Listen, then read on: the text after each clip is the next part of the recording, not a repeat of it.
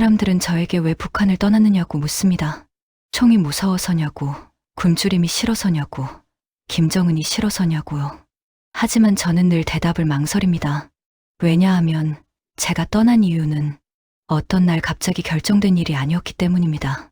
그건 아주 천천히, 아무도 모르게 사람의 마음이 말라 죽어가는 과정이었습니다. 지금 이 이야기는 제가 왜 국경을 넘을 수밖에 없었는지 그 시작에 대한 이야기입니다. 안녕하세요. 사연 시작 전에 구독과 좋아요를 부탁드리면서 사연 시작해 보겠습니다. 저는 북한의 어느 작은 농촌 마을에서 태어났습니다. 아침이면 달 구름소리가 먼저 들렸고 해가 뜨기 전부터 사람들은 밭으로 나갔습니다. 그곳에서의 삶은 가난했지만 적어도 그때까지만 해도 우리는 그것이 잘못된 삶이라고 생각하지 않았습니다. 학교에 가면 교실 앞에 걸린 초상화를 향해 고개를 숙였고 수령님은 우리의 아버지이십니다. 라는 말을 노래처럼 외웠습니다. 그 말이 진실인지 의심해 본 적은 없었습니다. 의심이라는 단어 자체를 배운 적이 없었으니까요. 하지만 어느 해부터인가 배급이 눈에 띄게 줄어들기 시작했습니다. 쌀이 옥수수로 바뀌고 옥수수가 풀가루로 바뀌더니 어느 날은 그냥 이번 달은 어렵다. 는 말로 끝났습니다. 어른들은 말수가 줄었고 아이들은 배고픔을 참는 법을 먼저 배웠습니다. 학교에서는 수업보다 기절한 아이를 밖으로 업어나르는 일이 더 잦아졌습니다. 그 즈음이었을 겁니다. 마을 인민반 회의에서 한 이웃이 단상 위로 불려나갔던 날이요. 그 사람은 특별히 문제를 일으킨 적도 없는 그저 조용히 살던 중년 남자였습니다. 그런데 인민반장은 고 말했고 그 말 한마디로 회의장은 숨소리조차 사라졌습니다. 그날 이후 그 사람은 다시 마을에서 보이지 않았습니다. 아무도 묻지 않았습니다. 묻는 순간 다음은 내가 될 수 있었기 때문입니다. 그때 처음으로 저는 알게 되었습니다. 이곳에서는 죄를 지어야 사라지는 것이 아니라 사라지면 죄가 만들어진다는 사실을요. 집에 돌아오자 아버지는 문을 꼭 잠그고 라디오를 천으로 감싼 채 아주 작은 소리로 틀고 계셨습니다. 아버지 뭐 하십니까? 제가 묻자 아버지는 놀란 얼굴로 라디오를 껐고 한참 동안 아무 말도 하지 않으셨습니다. 그리고 낮게 말씀하셨습니다. 이건 아무한테도 말하면 안 된다. 그날 이후 아버지는 밤이 되면 밖으로 나갔다가 늦게 들어오곤 하셨습니다. 어디를 다녀오는지, 누구를 만나는지 절대 말씀하지 않으셨습니다. 어머니는 묻지 않았고 저도 묻지 않았습니다. 그 침묵이 우리 가족을 지키는 유일한 방법이었으니까요. 하지만 마을은 이미 변하고 있었습니다. 사람들은 서로의 눈을 보지 않았고 웃음은 사치가 되었습니다. 장마당에서는 몰래 물건을 사고 팔았지만 보위부가 들이닥치면 모든 것이 순식간에 사라졌습니다. 어느 날 시장에서 감자며 달을 사려던 여인이 보위부원에게 끌려가는 모습을 보았습니다. 그 여인은 끝까지 외쳤습니다. 애들 먹일 거요. 애들. 그 목소리는 오래도록 제 귀에서 떠나지 않았습니다. 집으로 돌아와도 밥상 위에는 늘 한 가지뿐이었고 어머니는 본인 몫을 슬그머니 남기셨습니다. 어머니는 배부르다. 그 말이 거짓이라는 걸 저는 이미 알고 있었습니다. 그렇게 아무 일도 일어나지 않은 것처럼 보이던 나날 속에서 사실은 모든 것이 무너지고 있었습니다. 천천히, 그러나 확실하게. 그리고 그 붕괴의 중심에 우리 가족도 서 있었습니다. 그때는 몰랐습니다. 이 평범한 하루들이 곧 다시는 돌아오지 않을 마지막이라는 것을요. 배급이 끊겼다는 말은 어느 날 갑자기 공식적으로 선언되지 않았습니다. 그냥 오지 않았을 뿐입니다. 한 달이 지나도 두 달이 지나도 창고 문은 열리지 않았고 사람들은 서로 눈치만 보았습니다. 이번 달만 넘기면 나오겠지. 그 말은 위로가 아니라 버티기 위한 주문에 가까웠습니다. 집안에서 가장 먼저 사라진 건 웃음이었습니다. 그 다음은 말이었고 마지막은 음식이었습니다. 어머니는 아침마다 솥을 오래 끓이셨습니다. 실제로 들어간 것은 거의 없었지만 물이라도 끓이면 아이들 귀에 배고픈 소리가 덜 들릴까 봐서였습니다. 국을 뜨는 척하며 어머니는 늘 제 몫을 조금 더 퍼주셨습니다. 너는 아직 크고 있잖아. 그 말 뒤에 숨어있는 뜻을 저는 알면서도 모르는 척했습니다. 그게 어른이 되는 첫걸음인 것처럼 느껴졌기 때문입니다. 마을에서는 사람들이 하나둘씩 사라지기 시작했습니다. 처음에는 멀리 친척 집에 갔다고 했고, 그 다음에는 병이 났다고 했습니다. 하지만 어느 순간부터는 아무 설명도 없었습니다. 그저 빈집만 남았습니다. 학교 운동장에서는 아침 조회 중 쓰러지는 아이들이 늘어났습니다. 선생님은 호통을 치다 말고 아이를 업고 보건실로 달려갔습니다. 그리고 다음 날 그 아이의 자리는 비어 있었습니다. 장마당은 이상한 희망처럼 떠올랐습니다. 쌀 대신 옷을, 비누 대신 숟가락을 내놓고 서로 바꾸는 곳이었습니다. 하지만 장마당은 동시에 가장 위험한 곳이기도 했습니다. 어느 날 보이부가 들이닥쳤습니다. 군화 소리가 울리는 순간 사람들은 약속이라도 한 듯 물건을 품에 숨기고 흩어졌습니다. 그날 끌려간 사람 중에 아는 아주머니가 있었습니다. 아이 셋을 둔 분이었는데 늘 장마당 끝자락에서 마른 감자 몇 알을 팔던 분이었습니다. 보이부원이 팔을 잡아 끌자 그 아주머니는 울부짖으며 말했습니다. 이건 장사가 아니요.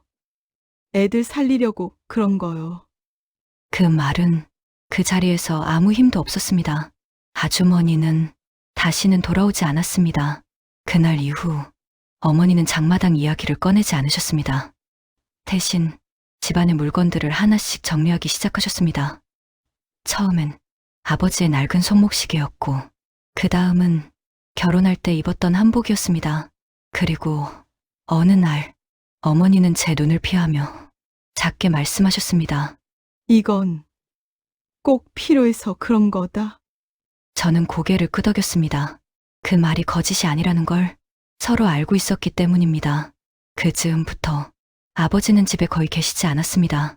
밤이 되면 나갔다가 새벽이 가까워서야 돌아오셨습니다. 얼굴에는 늘 피곤이 내려앉아 있었고 말수는 더 줄어들었습니다. 어느 날 밤 제가 조심스럽게 여쭈었습니다. 아버지 밖에 나가시면 위험하지 않습니까? 아버지는 잠시 저를 바라보다가 낮은 목소리로 말씀하셨습니다. 위험하지 않은 게 없다. 그 말은 밖을 말하는 것 같았지만 사실은 이 나라 전체를 가리키는 말처럼 들렸습니다. 며칠 뒤 아버지는 보이부에 불려갔습니다. 사유는 알려주지 않았습니다. 잠깐 조사만 하면 된다는 말뿐이었습니다. 어머니는 아무 말도 하지 않으셨고 저는 아무 질문도 하지 않았습니다. 그날 밤 솥에서는 물만 끓고 있었습니다. 아버지는 돌아오지 않았습니다. 하루가 지나고 이틀이 지나도 문은 열리지 않았습니다. 그제야 어머니는 방 한쪽에 앉아 소리 없이 울기 시작하셨습니다.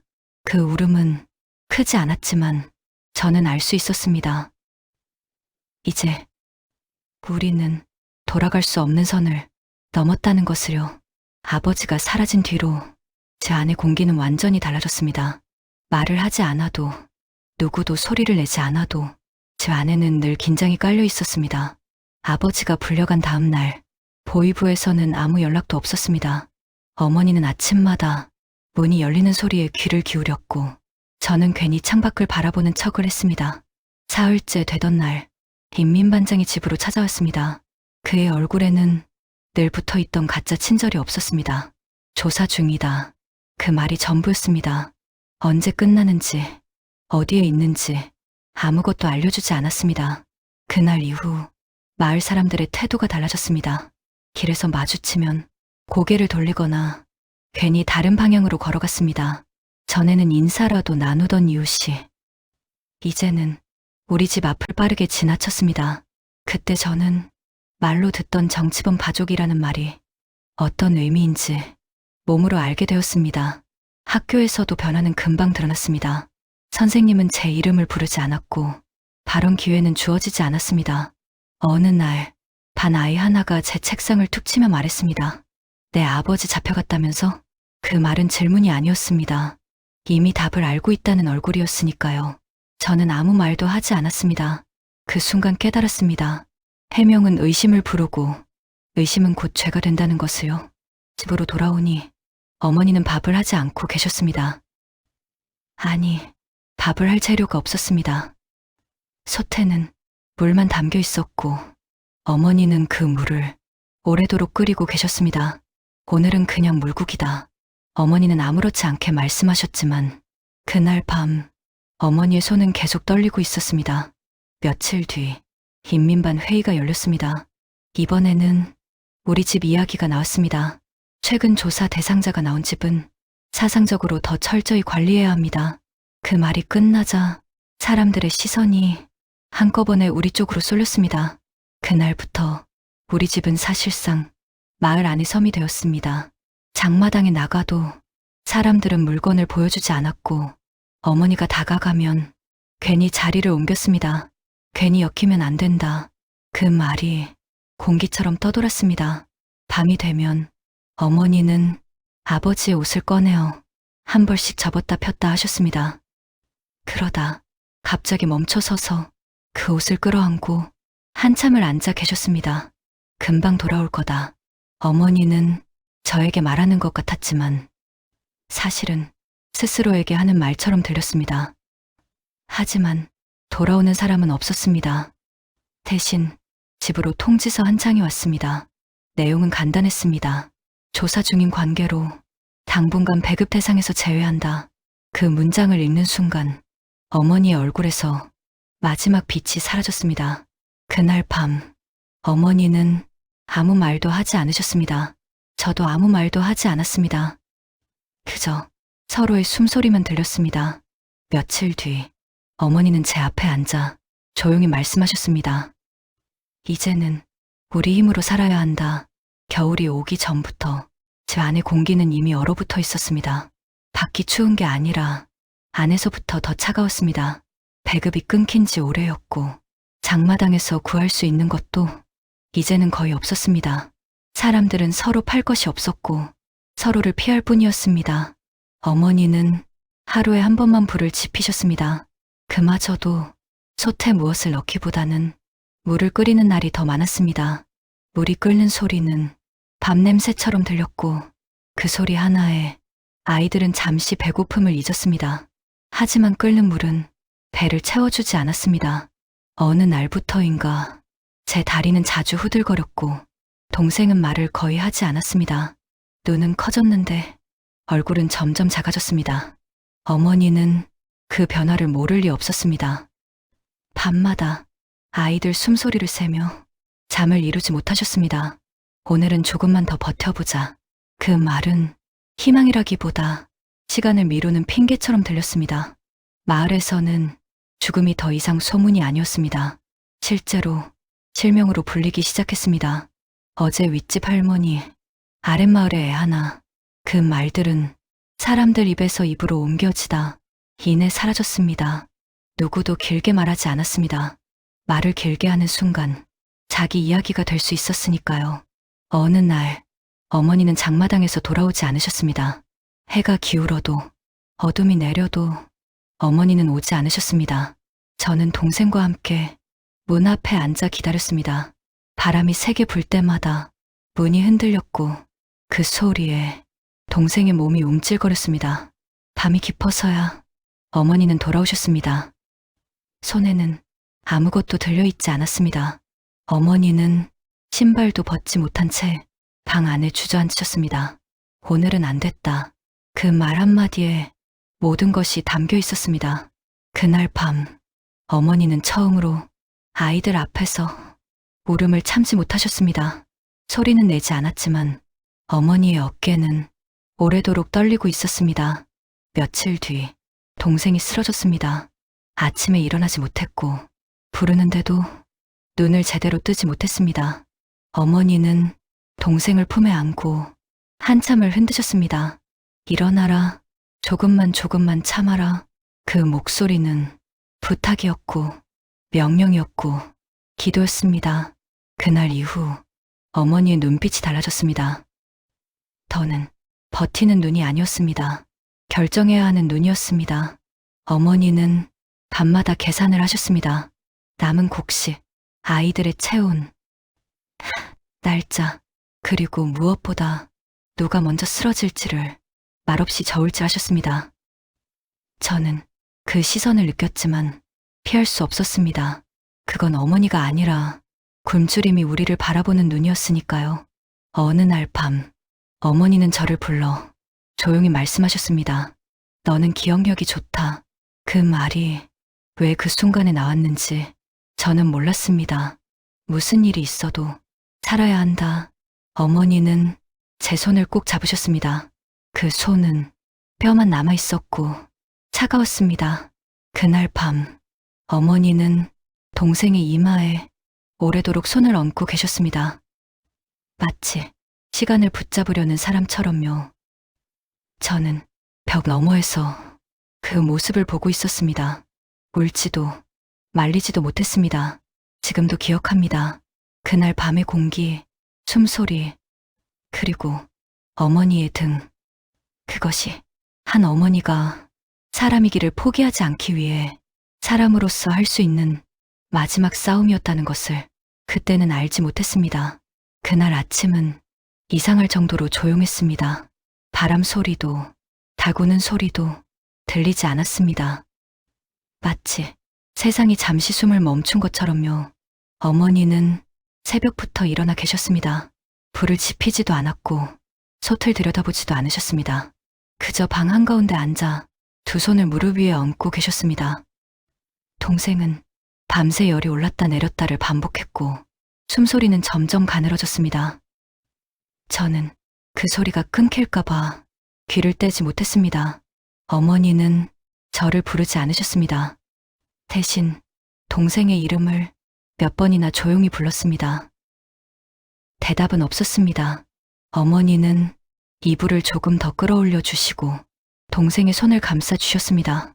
그 손은 이제 아이의 손이 아니었습니다. 너무 가볍고 너무 차가웠습니다. 저는 문턱에 앉아 그 모습을 보고 있었습니다. 발을 한 발짝만 옮기면 방 안으로 들어갈 수 있었지만 그렇게 하지 못했습니다. 들어가면 무언가가 시작될 것 같았기 때문입니다. 그리고 시작되면 다시는 되돌릴 수 없을 것 같았기 때문입니다. 어머니는 고개를 들지 않은 채 낮게 말씀하셨습니다. 너는 나가 있어라. 그 말이 명령인지 부탁인지 구분할 수 없었습니다. 저는 아무 말도 하지 않고 밖으로 나왔습니다. 문을 닫는 소리는 유난히 크게 들렸습니다. 밖에서는 아무 일도 일어나지 않는 것처럼 해가 떠오르고 있었습니다. 그 사실이 오히려 더 잔인하게 느껴졌습니다. 얼마나 시간이 흘렀는지 모르겠습니다. 발이 얼어붙은 줄도 몰랐고 손이 떨리는 것도 느끼지 못했습니다. 그러다 문 안쪽에서 어머니의 흐느낌이 아주 작게 들렸습니다. 소리를 참으려는 울음이 사람의 가슴을 이렇게까지 조여 올릴 수 있다는 걸 그날 처음 알았습니다. 문은 열리지 않았고 저는 문을 두드리지 않았습니다. 그게 어머니를 위한 것인지 저 자신을 위한 것인지 지금도 모르겠습니다. 해가 중천에 올랐을 때 문이 열렸습니다. 어머니는 아주 천천히 밖으로 나오셨습니다. 눈은 부어 있었고 얼굴은 한순간에 늙어 있었습니다. 어머니는 아무 말도 하지 않으셨습니다. 저도 아무것도 묻지 않았습니다. 우리는 서로를 보지 않았습니다. 그날 이후로 동생은 다시 일어나지 않았습니다. 마을에서는 그저 병이 심했다고 말했습니다. 그 말은 사람들을 안심시키기 위한 말이었고 더 깊이 묻지 않게 만드는 말이었습니다. 장례라고 부르기도 민망한 조촐한 날이 지나고 우리 집은 더 조용해졌습니다. 어머니는 그날 이후 동생의 이름을 입에 올리지 않으셨습니다. 저도 그 이름을 말하지 않았습니다. 하지만 말하지 않는다고 해서 사라지는 것은 아니었습니다. 밤이 되면 어머니는 동생이 누웠던 자리에 손을 얹고 한참을 앉아 계셨습니다. 그리고 아주 가끔 제가 잠든 줄 알 때 이런 말을 하셨습니다. 미안하다. 그 말은 누구를 향한 것인지 묻지 않아도 알 수 있었습니다. 그날 이후 저는 살아남았다는 이유 하나로 숨을 쉬게 되었습니다. 그리고 어머니는 살아남은 저를 보며 매일같이 조금씩 죽어가고 계셨습니다. 그때는 몰랐습니다. 이 선택이 어머니를 살린 것이 아니라 어머니를 평생 가두는 감옥이 될 줄은요.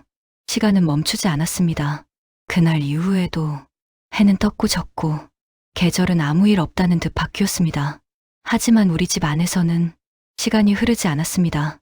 그날의 공기, 그날의 침묵이 그대로 남아 있었습니다. 어머니는 아침에 일어나면 동생이 누웠던 자리를 먼저 보셨습니다. 그리고 아무 일도 없었던 것처럼 밖으로 나가 일을 하셨습니다. 사람들은 우리를 더 조심스럽게 대했습니다. 위로도 질문도 없었습니다. 그저 모른 척하는 것이 이 마을에서 허락된 유일한 예의였습니다. 저는 살아남은 아이가 되었습니다.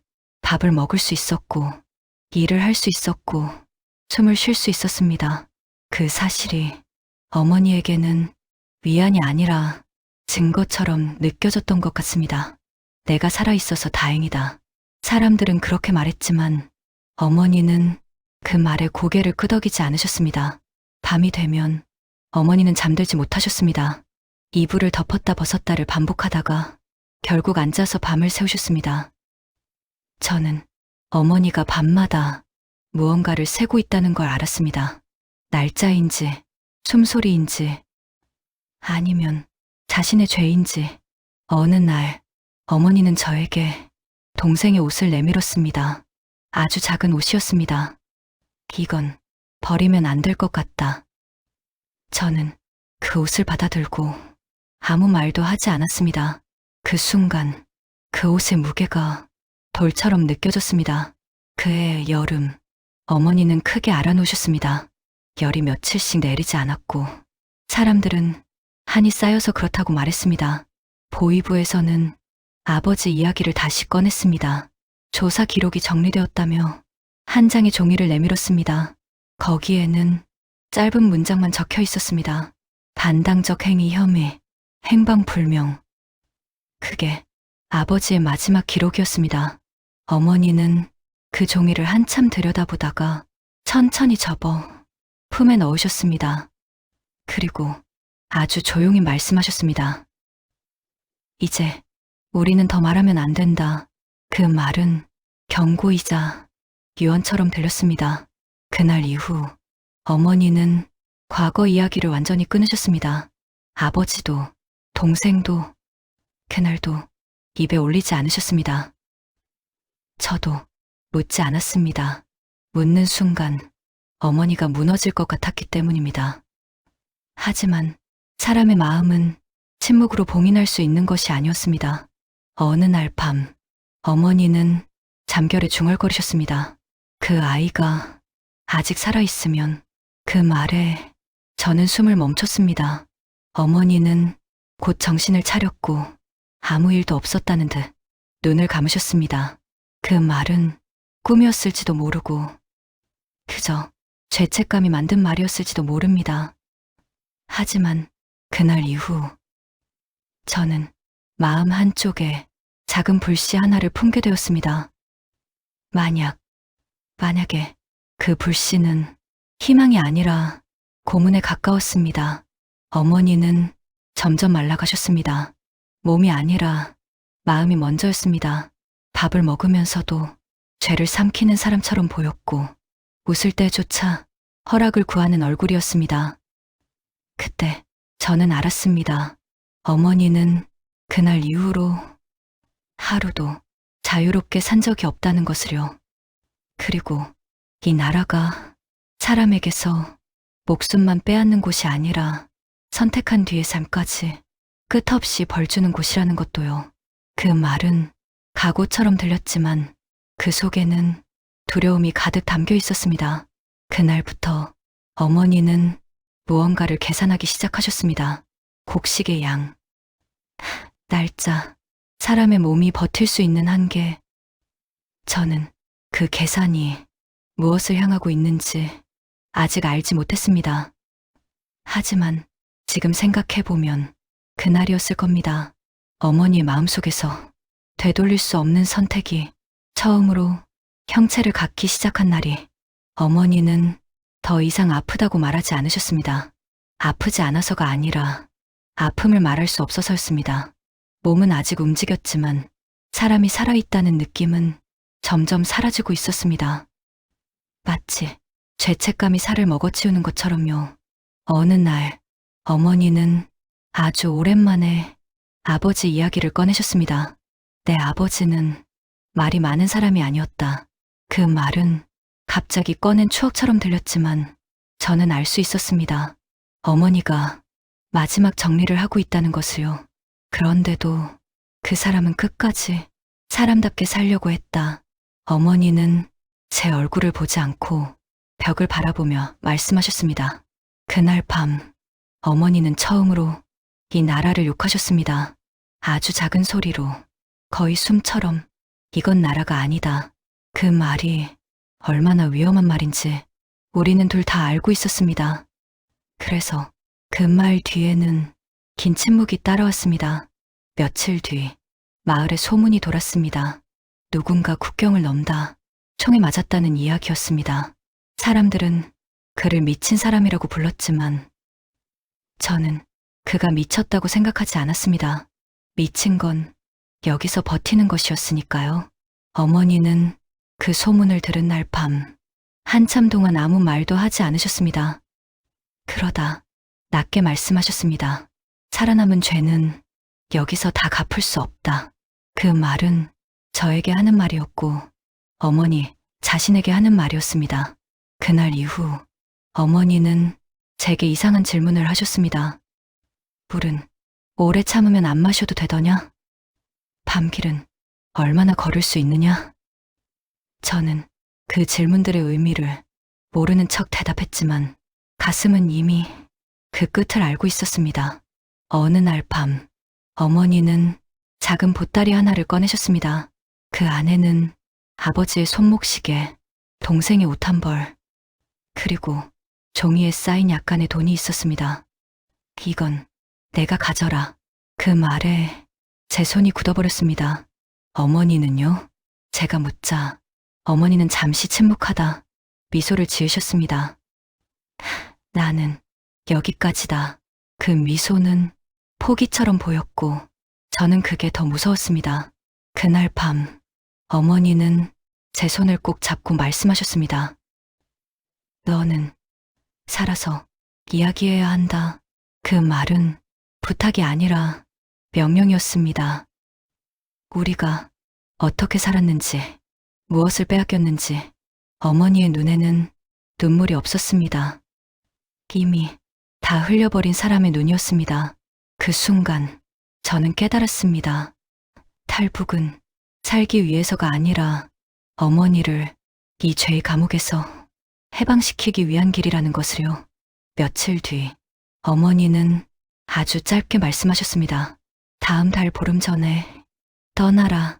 그 날짜는 결정이었고 되돌릴 수 없는 선이었습니다. 그날 밤 저는 처음으로 국경을 넘는 상상을 했습니다. 두려웠지만 이상하게도 숨이 조금 쉬어졌습니다. 그건 자유의 공기가 아니라 결심의 공기였습니다. 그리고 저는 알았습니다. 이제 되돌아갈 수 없다는 것을요. 떠나는 날은 생각보다 조용했습니다. 아무도 울지 않았고 아무도 배웅하지 않았습니다. 그게 이 나라에서의 이별 방식이었습니다. 어머니는 끝내 문 밖으로 나오지 않으셨습니다. 문을 열면 마음이 무너질 것 같았기 때문입니다. 뒤돌아보지 마라. 그 말이 제가 들은 어머니의 마지막 목소리였습니다. 밤이 깊자 저는 마을을 빠져나왔습니다. 발밑의 흙이 유난히 크게 느껴졌고 풀잎 스치는 소리에도 심장이 튀어올랐습니다.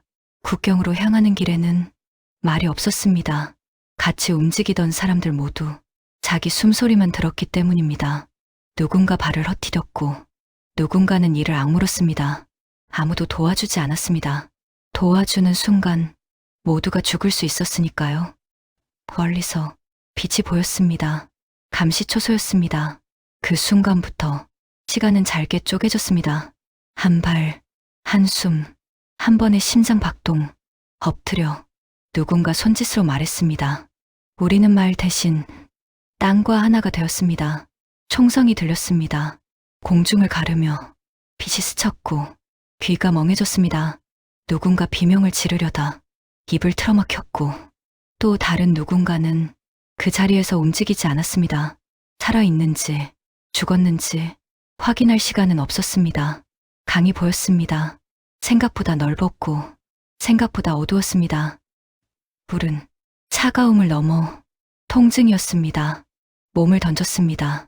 망설이면 총알이 먼저 올 것 같았기 때문입니다. 물이 폐로 들어왔고 팔과 다리는 내 것이 아닌 것처럼 느껴졌습니다. 중간쯤 왔을 때 옆에서 물살이 크게 일었습니다. 함께 오던 사람이 소리를 내며 가라앉았습니다. 누군가 손을 뻗었지만 그 손은 끝내 잡히지 않았습니다. 저는 이를 악물고 앞만 보았습니다. 그게 살아남는 사람의 방식이라는 걸 이미 알고 있었기 때문입니다. 강을 건넜을 때 몸은 사람의 형체를 유지하고 있었지만 정신은 이미 한 번 죽은 뒤였습니다. 땅에 엎드려 숨만 쉬었습니다. 숨이 나오는지 확인하듯이요. 그때 낯선 말이 들렸습니다. 북한 말이 아니었습니다. 중국이었습니다. 그 땅에 발을 디뎠다는 사실이 안도보다는 공포로 다가왔습니다. 여기서 잡히면 다시 돌아가야 했기 때문입니다. 숨어야 했고, 움직여야 했고, 믿지 말아야 했습니다. 그날 밤, 저는 처음으로 하늘을 올려다봤습니다. 감시등도 초상화도 없는 하늘이었습니다. 그 하늘 아래에서 저는 살아남았다는 사실보다 이제 진짜로 도망자가 되었다는 걸 먼저 느꼈습니다. 그리고 어머니의 말이 가슴을 때렸습니다. 살아서 이야기해야 한다. 그 약속 하나로 저는 다시 일어났습니다. 중국 땅은 안전하지 않았습니다. 다만 총성이 없을 뿐이었습니다. 강을 건넌 뒤 우리는 흩어졌습니다. 함께 있으면 눈에 띄기 때문이었습니다. 그때부터 저는 사람을 믿지 않는 법을 본격적으로 배웠습니다.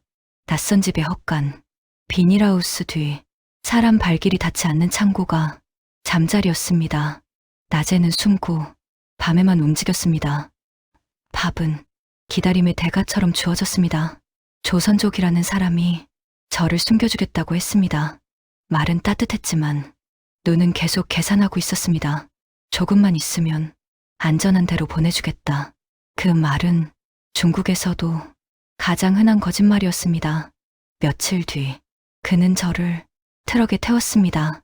창문은 가려졌고 밖이 보이지 않았습니다. 차가 멈췄을 때 낯선 여자들이 있었습니다. 그 순간 저는 알았습니다. 이건 도움이 아니라 거래라는 것을요. 몸이 굳었고 머리는 차갑게 식었습니다. 소리를 지르면 모든 게 끝이라는 걸 본능적으로 알았습니다. 그날 밤 저는 처음으로 강제 북송이라는 말을 실감으로 떠올렸습니다. 잡히면 돌아갑니다. 돌아가면 다시 나오지 못합니다. 그때 누군가 문을 열었습니다. 낮게 말했습니다. 지금 나가면 한 번뿐이다. 그 말에 저는 생각하지 않았습니다. 몸이 먼저 움직였습니다. 어둠 속으로 달렸고 숨이 찢어질 것 같았습니다. 뒤에서 고함이 들렸고 발소리가 따라왔습니다. 넘어졌고 다시 일어났고 손에 피가 났습니다. 그 순간 경찰차 불빛이 보였습니다. 중국 공안이었습니다. 저는 숨었습니다. 숨는 수밖에 없었습니다. 공안이 지나가자 몸이 풀렸습니다. 그 자리에서 한참을 움직이지 못했습니다. 며칠 뒤 다른 브로커를 만났습니다. 이번에는 말수가 적은 사람이었습니다. 믿지 마라. 그래도 가야 한다. 그 말은 정직했습니다. 우리는 계속 이동했습니다. 차를 바꾸고 사람을 바꾸고 이름을 바꿨습니다. 밤마다 문이 열릴 때마다 심장이 멎는 느낌이었습니다. 어느 날 갑자기 문이 열렸고 사람들이 들이닥쳤습니다. 공안이다. 그 한마디에 세상이 무너졌습니다. 우리는 흩어졌고 저는 화장실 창문으로 뛰어내렸습니다. 땅을 구르며 달렸습니다. 머릿속에는 어머니 얼굴 하나뿐이었습니다. 살아서 이야기해야 한다. 그 말이 저를 끌고 갔습니다. 며칠 뒤, 저는 대한민국이라는 말을 처음 현실로 들었습니다. 대사관으로 가면 끝난다, 끝이라는 말이 이렇게 무서울 줄은 몰랐습니다. 그 길은 가장 위험한 길이었습니다. 성공하면 자유였고 실패하면 끝이었습니다. 마지막 이동날, 저는 속으로 수없이 말했습니다. 지금 잡히면 모든 선택이 죄가 된다. 그리고 문 앞에 섰습니다. 문을 두드릴 손이 떨렸습니다. 그 문 하나에 내 인생이 매달려 있었습니다. 저는 문을 두드렸습니다. 문이 열렸을 때 저는 바로 안으로 들어가지 못했습니다. 문턱 하나를 넘는 일이 이렇게 무거울 줄은 몰랐습니다. 안에서는 사람이 사람을 총 없이 바라보고 있었습니다. 그 시선이 저를 무장해제시켰습니다. 괜찮습니다. 이제 안전합니다. 그 말을 듣는 순간 다리에 힘이 풀렸습니다. 앉아야 한다는 생각보다 살아있다는 감각이 먼저 밀려왔습니다. 대한민국에 왔다는 사실은 기쁨보다 혼란이었습니다. 밥은 남았고 불은 꺼지지 않았고 사람들은 묻지 않아도 도와주었습니다. 하지만 밤이 되면 저는 늘 같은 꿈을 꿨습니다. 문을 닫고 서 있던 어머니, 돌아보지 말라던 목소리, 그리고 부르지 못한 이름 하나. 시간이 흘러 저는 말을 배웠고 길을 배웠고 웃는 법도 다시 배웠습니다. 하지만 어머니 이야기는 끝내 입에 올리지 못했습니다. 어느 날 정착지원기관에서 과거 기록을 확인하던 중 담당자가 제게 조심스럽게 말했습니다. 이 자료를 보셔야 할 것 같습니다. 그 종이에는 제가 알지 못했던 기록이 적혀 있었습니다. 기근 당시 마을 인근의 임시 수용소 아이 한 명이 의식불명 상태로 이송되었다는 보고, 사망 기록은 없었습니다. 그 순간 숨이 막혔습니다. 제가 믿고 살아온 기억 하나가 흔들렸기 때문입니다. 며칠을 더 확인한 끝에 알게 되었습니다. 동생은 그날 어머니의 품에서 완전히 떠난 것이 아니었습니다. 살아 있었습니다. 잠시였을지라도 분명히 어머니는 아이를 버린 것이 아니었습니다. 살릴 수 있는 마지막 방법을 선택했던 것이었습니다. 그 사실을 받아들이는데 오래 걸렸습니다. 죄가 사라지는 게 아니라 의미가 바뀌는 일이었기 때문입니다. 그날 밤, 저는 처음으로 어머니에게 편지를 썼습니다. 보내지 못할 걸 알면서도 써내려갔습니다. 어머니는 죄인이 아니었습니다. 그날의 선택은 사람을 포기한 게 아니라 사람이기를 끝까지 붙잡은 것이었습니다. 글자를 적을수록 가슴에 박혀있던 돌이 조금씩 부서졌습니다. 지금도 어머니는 그 땅에 계실 겁니다. 이 이야기를 끝내 듣지 못했을지도 모릅니다. 그래서 제가 살아남은 이유는 분명합니다. 탈북은 도망이 아니었습니다. 증언이었습니다. 이 이야기는 저 개인의 사연이 아니라 말할 수 없었던 수많은 사람들의 몫입니다. 굶주림 속에서 선택을 강요받았던 어머니들, 말하지 못한 아이들, 돌아오지 못한 아버지들, 그들의 이름 대신 제가 말합니다. 자유는 공짜가 아니었고 선택은 죄가 아니었습니다. 그리고 어머니는 끝까지 어머니였습니다. 따뜻한 마음으로 들어주셔서 감사합니다. 혹시 괜찮으시다면 구독, 좋아요, 댓글 부탁드립니다. 여러분의 따뜻함이 다음 영상 제작에 큰 도움이 됩니다.